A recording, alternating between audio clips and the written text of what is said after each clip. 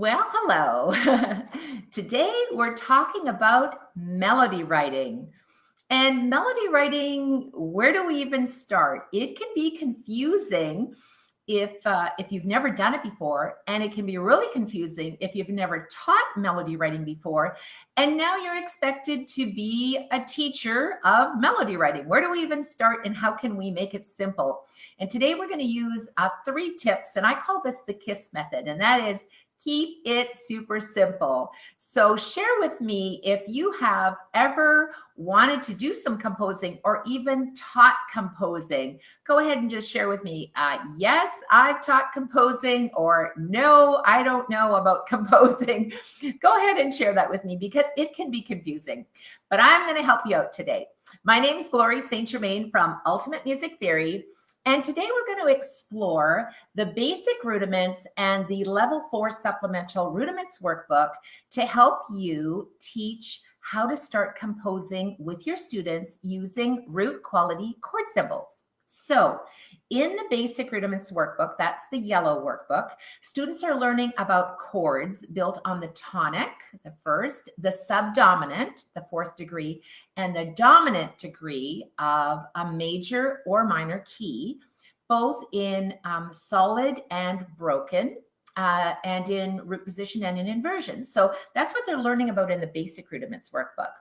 Hey, Christopher, nice to see you here.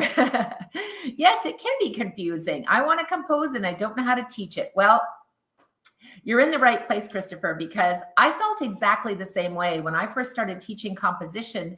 You know, we want to give our students the tools to be successful, but we also want to start them with those success steps, right? So if it's easy, it's a quick win, they get excited and they want to learn more. So once you've learned about your chords in the basic rudiments workbook, taught together with the level 4, in the level 4 supplemental workbook, students are now learning about melody writing and identifying the root quality chord symbols to complete a melody. So yay, that's what we're going to be learning about today. Now, if you have your level 4 workbook handy, turn over to page 44. And on page 44, we're going to be talking about adding a melody when we're in the key of F. So we're going to be doing this exercise right here. So let's get started. Ready? Okay. So first of all, let's talk about what is a root quality chord symbol. Well, and what about the key of F? All right. So in the key of F major, we have B flat, just 1 flat. In the key of F minor, related to A flat major, we have 4 flats, B, E, A, D. So we have 2 keys. They're both F. One is major and one is minor. So when we're looking at root quality chord symbols, how do we know the difference? So the root of a chord is based on the lowest note when it's in root position. You with me so far? Give me a thumbs up. Say, hey, I can see you hanging out there with me today. So thanks for being here. Hello, Jean. I see you calling you out. And Rachel, yay. Ultimate Music Theory Certified Teacher, Ivy Wong. Marina, yay, nice to see you here. So when we're talking about our functional chord symbols and our root quality chord symbols, there's 2 things to remember. First, let's start with our root quality chord symbol. In the key of F major, the tonic is F. We see the root is F, and it is used as the uppercase letter. So when you're writing the root note, or any note names for that matter, it's always uppercase. All right, so this is F major. The next one built on the subdominant, the 4th degree, is B flat. And again, we use the uppercase B flat because it's just the name of the note. The root note is B flat and it's major, and that's the root quality chord symbol. And for C, our root is C, so we use our uppercase C, and it is major, and that is the quality, right? Major, minor. Now something changes. When we look at F minor, we see that we still use an uppercase letter for F because the root note is F. It doesn't change, but because of the A flat, it now has a lowercase m because it's minor. When we see B flat, and then lowercase m, it indicates B flat minor because in the key of F minor, in fact, we have a D flat. Does that make sense? Okay. So when we look at the root quality chord symbol, the root is C, and therefore it's a major. Now, why is it major if we're in a minor key? Well, the raised seventh note is E flat, and it's raised to E natural, which is why I put the little accidental in brackets there. You don't really need it, but it's just a little reminder that we've raised the seventh note. So now we know root quality chord symbols are always written with an uppercase letter indicating the root note of the triad, and we use a lowercase m if it's minor. So these are major and these are minor. So now we're ready. Hey, Melanie. Oh, Melanie is our newest Ultimate Music Theory certified teacher. Yay, congratulations, Melanie. I actually just mailed your certificate yesterday. Woohoo! So now we're about to reveal melody writing with our 3 tips. Are you ready? Drum roll, da-da-da-da. So number 1, let's do the big reveal, number 1 is root quality. Okay, so number 1, root quality. So this is our root quality chord symbol. So here we see F. So we know that within this measure, we are basing the tonality on the key of F major chord. So here we see F, A, and C. So that makes sense, right? In the next one, we see that we have the letter C, indicating that it is in the key of F major, but it's built on the dominant chord, which is C. So why is there a G here? Well, in fact, G is one of the notes in the C major triad. So right now, we're just kind of mapping it out so that we understand the chords before we get into number 2. And then again, we see the root quality chord symbol is C major, and then it's F major. So number 1 is identify the root quality chord symbols. You might even want to write them out so that students understand this is the tonic, subdominant, and the dominant. So number 2 is the melody. So now we're going to write our melody. When students are doing this exercise, and again, it's just, the beginning steps, right? How can we kind of follow the rules so we understand it? So the next thing we want to do is look at the rhythmic pattern. So now we need to complete this measure based on this C, the root quality chord symbol of C major, using this rhythmic pattern. And so now we're going to reveal that, in fact, we have completed this with C and E. Now, we don't have to use the C and the E. We could have repeated the G. We could have made this a E up here and made this a C. But whatever you're putting in here needs to be within the C major chord. Now, yes, later on, students are getting into passing tones and neighbor tones, but we're just going to keep it simple. And right now, we're just going to create a melody based on the chords of the root quality chord symbol. Does that make sense? Yay! So the next one is C again, right? So now we're going to repeat the chord, the dominant chord, and this time we're writing our melody, and you can see that we have the same rhythmic pattern, right? But we're alternating where we're putting that. This time we put our E down here, and then we moved up to G. And finally, the last one is F. So now we're returning to the tonic. So here's the really, really important part about this melody writing. When students are writing a melody, you may want to write this down. When students are writing a melody, they must end on the tonic. Now, they want to end on a stable scale degree, and the stable scale degree is the tonic or the mediant. Now, for me personally, as an author, when Sheila McKibben-Uren and I were writing the supplemental series, we're giving you all the information and the tools. And the information is that a stable scale degree is, in fact, the tonic or the mediant. However, when I personally am doing melody writing with my students, I always have them ending on the tonic, because I want them just to be in the habit of understanding the tonic and ending on that tonality in the first degree. The second thing that we need to remember is that when you're moving to the tonic, and remember, we're just starting with our melody writing, we always want to tell our students 2 things. The first thing is that you're going to move from an unstable scale degree, which is 2 or 7, to a stable scale degree. So that means an unstable scale degree of the second is going to step down to the tonic. Or I could have reversed this and gone from the unstable scale degree of 7, stepping up to the tonic, right? So either way, we want to move by step to the tonic. Does that make sense? Okay, perfect. So now we have our melody. We've used our root quality chord symbols to identify the notes in each measure. We've written our melody using the suggested rhythmic pattern to complete each measure. Number 3, we're going to identify the functional chord symbol. So what is a functional chord symbol? Well, when we're writing the root quality chord symbol, it's written above the staff. When we're writing the functional chord symbol, it's written below the staff.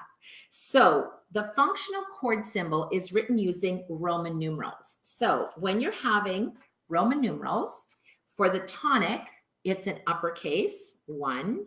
For the subdominant, I can put my little pencil down here. For the subdominant, it's an uppercase 4, right? Because it's subdominant. And for the dominant, it's an uppercase 5. So these are Roman numerals, and these are called the functional chord symbols. So 1, 4, and 5 is the same whether you're in a major key or whether you're in a minor key. So how can we tell the difference? Okay, well, I'm going to give you a little hint on this one. So how we can tell the difference is, I see I have some other comments coming in here. That's fantastic. When we have our minor keys, the functional chord symbol changes. And that is that it uses lowercase I for chord number 1, lowercase 4 for chord number 4, Roman numerals. And now what happens with number 5 is that it's still going to be an uppercase Roman numeral because it is the 5th degree, but remember that it's major because of the raised 7th note in the scale. So number 1, root quality chord symbols. They determine the harmony that we're going to be using in order to write our melody. Number 2, write your melody using the notes from the root quality chord symbol and the rhythm as indicated above the measure. And number 3, write the functional chord symbols below each chord indicated in your melody. So for our melody, we would use uppercase letters and write out our 1, 5, 5, and 1. So I hope that's answered your questions when you're writing your melodies with your students. Now, sometimes when we're writing our melodies, we think, well, you know, when you're writing in your book, students often think, oh, if I have to erase all of this, it gets kind of frustrating. So what I like to do with my students is I use the ultimate whiteboard. You can see I'm a big fan of the whiteboard. I use it all the time with every lesson. So this is your whiteboard. And the whiteboard comes with your dry erase marker and your little eraser. It's included in your package. And you can see in here, my student and I love using our whiteboards, and I use it all the time because it's fun, it's easy. Students can erase it, they can write it in again. And one of the things when they're doing their theory at the tabletop, that it's important for them to tap it out. So we want to develop inner hearing. So I would have my students take this melody and actually play it. And you can almost hear it and feel it that I'm skipping down, right? So when they're playing it on the tabletop and they can use their whiteboards to kind of examine what they've written, then it's easy to erase it. Once you've played it with your fingers, tapping it out so that you feel the distance, you can actually use the keyboard that's up here to kind of play your pattern out. Then it's time to take it up to the piano and play it out loud so that they get to develop their ear training. So they can look at it, do sight reading, ear training. It's a great tool. If you haven't taught melody writing yet, I highly recommend it because this is really the beginning process. Students get so excited when they get to create something. You might have them write words if you want to. It's just really fun. When I was first starting as a young teacher, one of my biggest frustrations was that I felt I was taking so much time out of my lesson to correct students' workbooks, and and sometimes you're tired, you've been teaching for a long time. So when we wrote the Ultimate Music Theory program, it was really designed to not only help students learn music theory faster and really learn that universal language of music theory, but it was also that I wanted to give teachers the tools to be effective in their teaching. So we created the answer books. Ooh, now what's cool about the answer books is that they're identical to the workbook. And all of the answers are handwritten. So it makes it super easy for you to quickly mark your students' work. Or if you're a student yourself, now you can actually look at the answer book and self-assess how you did on your workbook. The other thing I wanted to share with you is that when I'm teaching melody writing, and maybe my students are just starting out and they're like, well, I don't really know where to start, I actually show them the answer book. So for example, on page 44, I actually show them, here's an example of what we did in class today. So they can actually see it and they can actually go through it and play it. And remember that this is just one example, but at least you get to see, what does it look like? Have you written in the space that's provided? Did you follow all of the instruction? It just makes it super, super easy for your students. So I think that gives you a good idea as to how to start melody writing using the root quality chord symbols, writing your melody, and then identifying the functional chord symbols. Make sure that you join our Ultimate Music Theory Facebook group. It's a fantastic community that loves to share ideas and network and get to meet your fellow teachers or music educators in your area.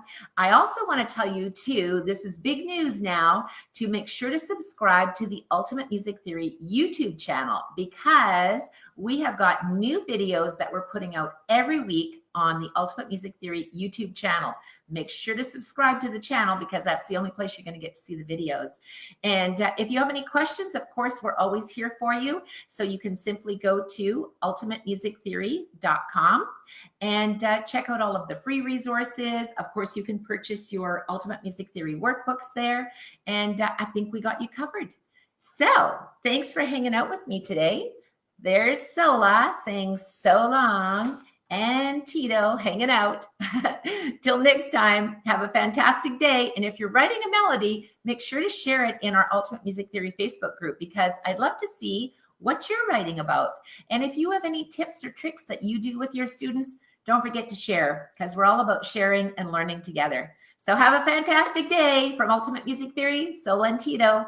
Till next time, bye now. I'm trying to say bye. Have a good one.